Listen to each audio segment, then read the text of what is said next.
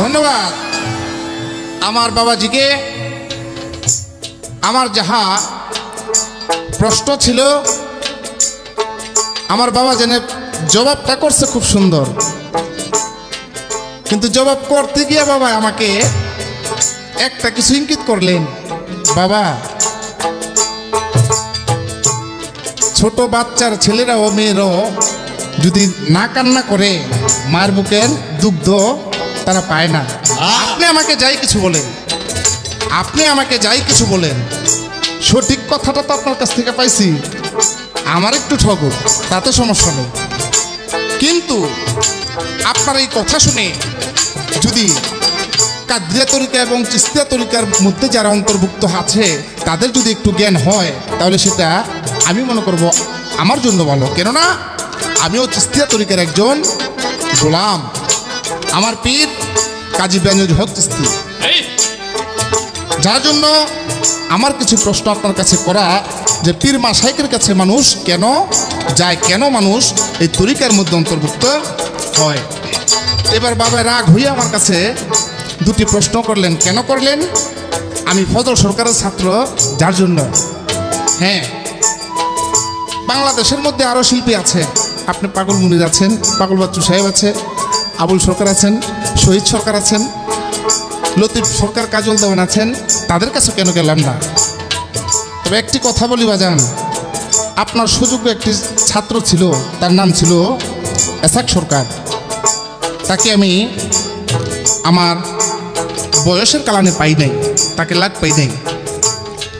পাই নাই, অকাল মৃত্যুবরণ করার কারণে ওই তার পরিবর্তে আজকে আপনারা আমি সামনে পেয়েছি।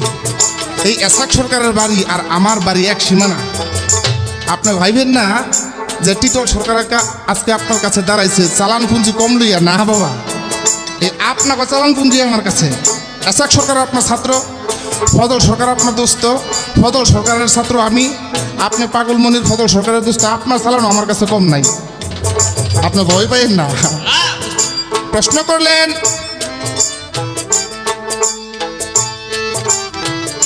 7 বছর বয়সের কালে আমার খাজা বাবা রোজা নামাজ ধরেছিলেন। 15 বছরের কালে আমার খাজা বাবার পিতা মাতা মরে গেলেন। 23 বছর বয়সের কালে আমার খাজা বাবা যে মুরিদ হইলেন ওসমান হারুনির কাছে। এখন ওনার প্রশ্ন, এই 8 বছর যে ছিল, এই 8 বছর আমার খাজা বাবা কোথায় ছিল? আর এই ওসমান হারুনির কাছে কার মাধ্যমে গেলেন, তাকে চিনাইল কি? আমি যতটুকু সম্ভব চেষ্টা করব তার জবাব দেওয়ার জন্য। আগে একটি আমার গান।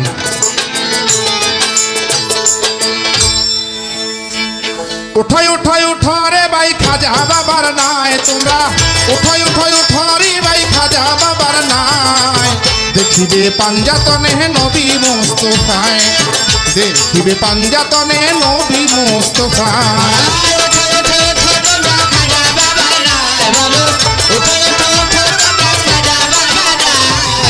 দেখিবে পাঞ্জাতনে নবী মুস্তাফায়, দেখিবে পাঞ্জাতনে নবী মুস্তাফায়। ওরে পাঞ্জাতনের মধ্যখানে বসায় আছে দুজাহানে, হযরত আলী মা ফাতেমা ইমাম দাইনে বায়।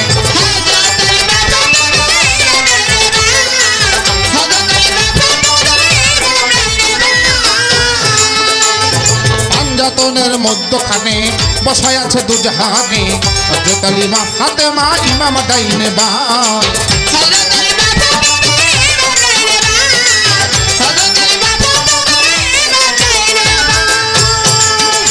ওরে চিশতিয়া তরিকার তরি প্রেম খেলে নিজে খোদায়, চিশতিয়া তরিকার তরি প্রেম খেলে নিজে খোদায়। পাঞ্জাতনে নবী মুস্তাফায়, দেখিবে পাঞ্জাতনে নবী মুস্তাফায়।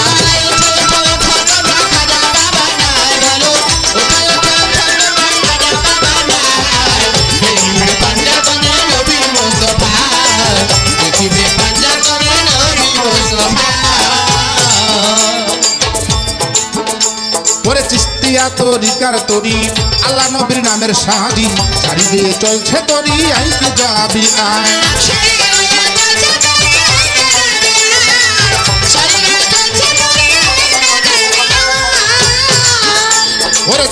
সিরা তরিকার তরি আল্লাহ নবীর নামের শাড়ি শাড়ি গিয়ে চলছে তরি আইতে যাবি আয়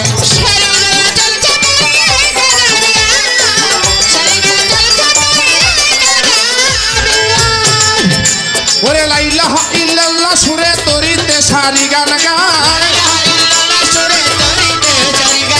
লা ইলাহা ইল্লাল্লাহ সুরে তরিতে সারি গান গায় দেখিবে পাঞ্জাতনে নবী মুস্তাফায় দেখিবে পাঞ্জাতনে নবী মুস্তাফায়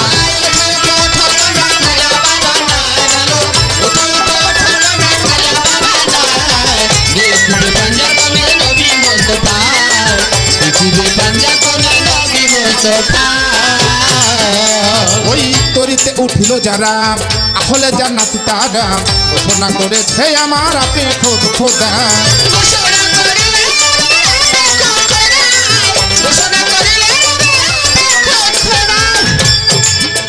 ওই তরিতে উঠিল যারা আহলে জান্নাত তারা ঘোষণা করেছে আমার আপে খোদ খোদা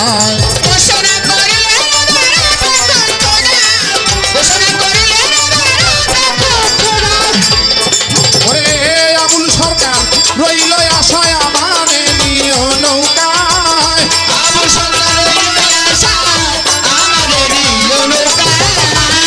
সরকার রইল আশায় আমারে নিও নৌকায় দেখিবে পাঞ্জাতনে নবী মুস্তাফা দেখিবে পাঞ্জাতনে নবী মুস্তাফা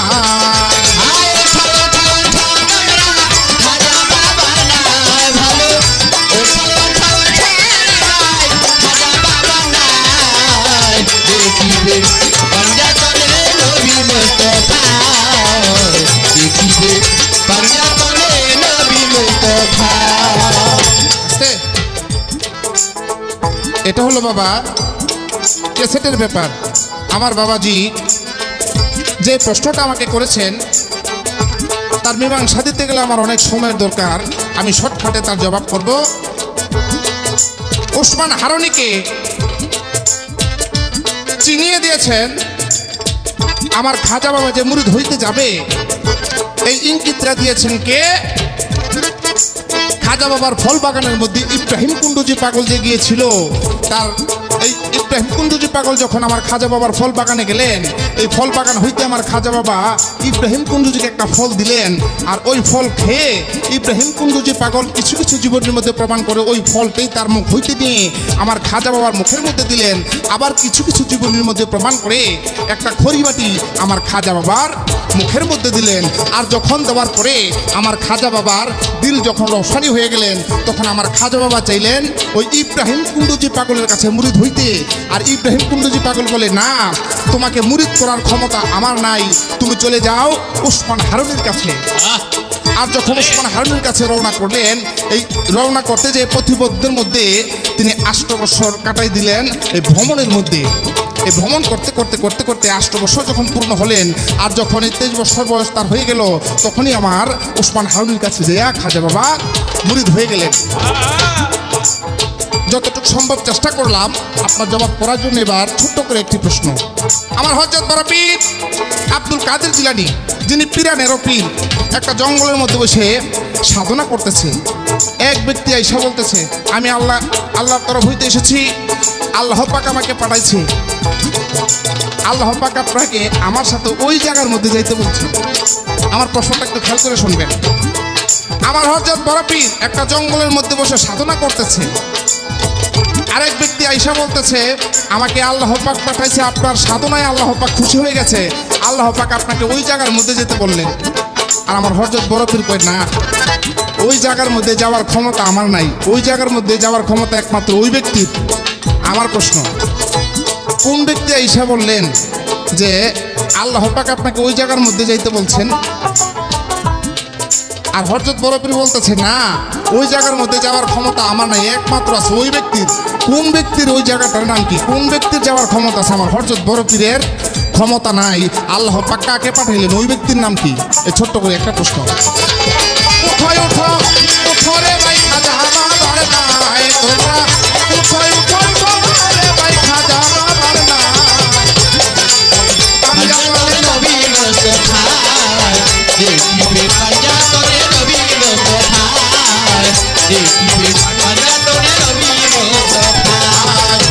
দিবে পাঞ্জাতনে নবী মুস্তাফা।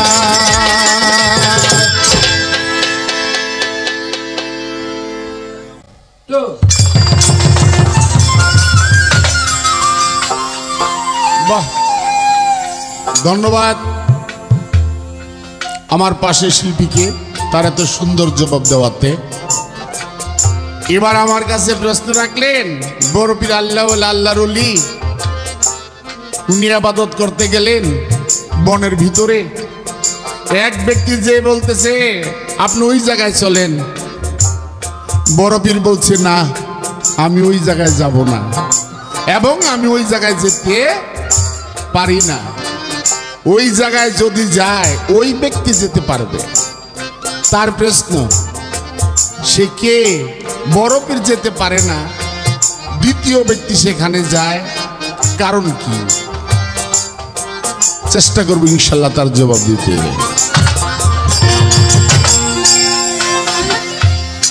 আল্লাহ রবিয়ারা তুমি, আল্লাহ রবিয়ারা তুমি।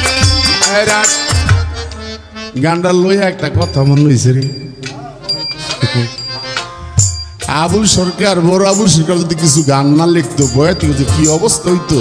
আমি গেলে এই চিন্তাটা করি, বেটা তোর ওস্তাদের গান কম আছে, গানটা খারিলে আবুল সরকারের গান, আবুল সরকারের গান, আবুল সরকারের গান এইগুলা গাইলে আমার লোকে গাই, তোর আগামী তো ওস্তাদ গো গান।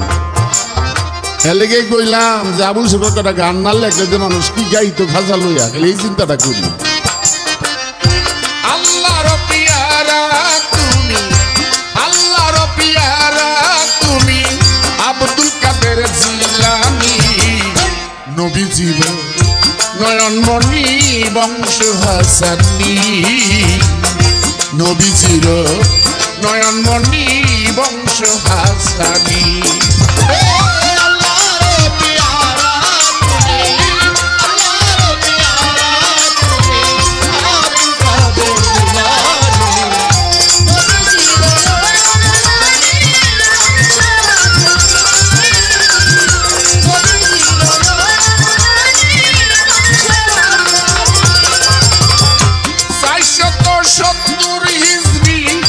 রমজানের মাসে জন্ম তোমার হাসানি বংশে, 470 হিজরি রমজানের মাসে জন্ম তোমার হাসানি বংশে, 470 হিজরি রমজানের মাসে জন্ম তোমার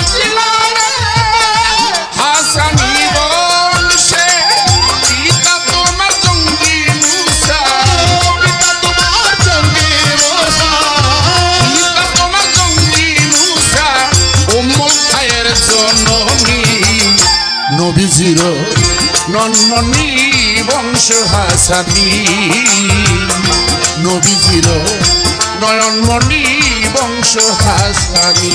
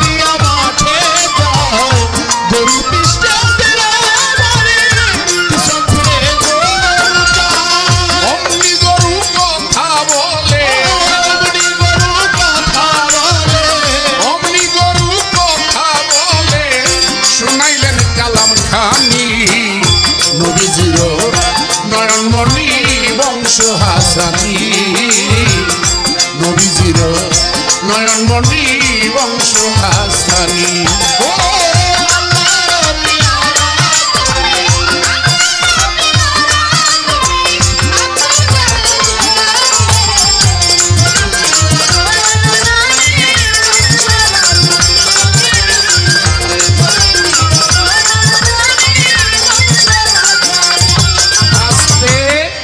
আমার বাবা যে একটা প্রশ্ন করছে ফজল সরকারের ছেলে তা আমারই ছেলে। বড় পীর ইবাদত করতে গেলেন এক ব্যক্তিকে ওই জায়গায় চলেন, কয় না আমি যাইতাম না, সে যাইতারবো।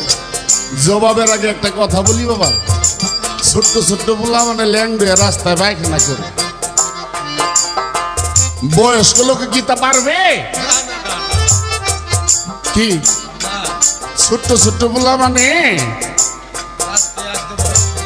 ল্যাংড়ে রাস্তায় পায়খানা করে, কিন্তু তার ওই জ্ঞানটা হয় নাই যে রাস্তায় পায়খানা করলে যে মানুষ গালাগালি দিবে। তার ওই বুঝটা হয় নাই যে আজকে আমি উল্লঙ্গ হয়ে লেংড়া হয়ে পায়খানা করছি, এই জ্ঞানটা তার হয় নাই। আর একটা বয়স্ক লোক, একটা জ্ঞানী লোক কোনোদিন সেই কাজ করতে পারবে। বড় পীর অলি রবলি, নবীর পরে নবী হইলে নবী হইতো তিনি, আর সাধারণ মানুষ যেই কাম করে বড় পীর কি তা পারে নাকি? ঠিক তো। সেই মাস ছিল রোজার মাস, রমজানের মাস। আমার বড় পীরের রোজা নষ্ট করার জন্য শয়তানে যে বিরাট বড় মাওলানার বেশ ধরছে। মাওলানার বেশ ধরে হুজুর বিরাট বড় ইফতারির আয়োজন করছে লঞ্জাই। তার মানে আসলে ইফতারির আয়োজন না, যত না খাদ্য, অপবিত্র খাদ্য সে সাজায় গোছা দেন না। মানুষ স্বপ্নে অনেক কিছু খায়, সকালবেলা ঘুমে তুটলে পেট বুটবাট বুটবাট করে, স্বপ্নে খায় না মানুষ অনেক কিছু। আমার বড় পিতা আল্লাহ আল্লাহ বড় পিতে দেখ ওখানে আমি যেতাম না, হ্যাঁ যেতে পারবো, হ্যাঁ মানে তুই যেতে পারবি, তার মানে শয়তান যেতে পারবো সেখানে। আল্লাহওয়ালা ভালো মানুষ যায় না, এই কারণে জবাবের আগে বললাম রাস্তায় ছোট ভোলা মানে পায়খানা করতে পারে, মুরব্বীরা পারে না, কিন্তু বড় পীরেরা শয়তানের তো ভাব এক না।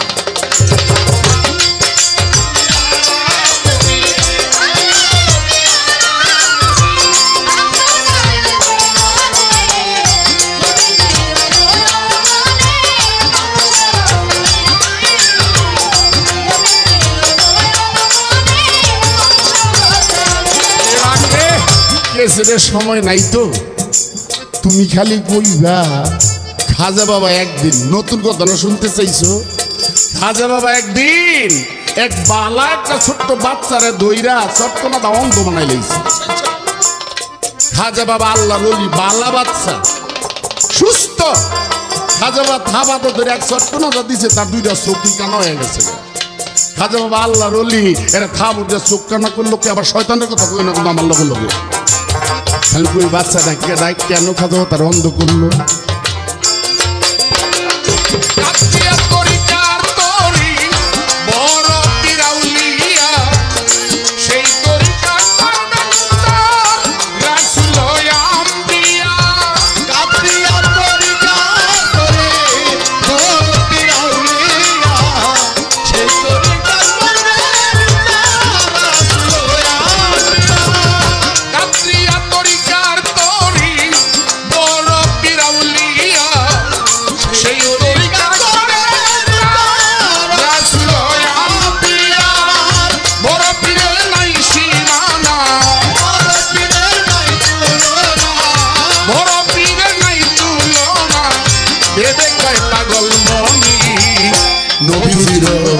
নয়নমণি বংশ হাসানি, নয়নমণি বংশ হাসানি।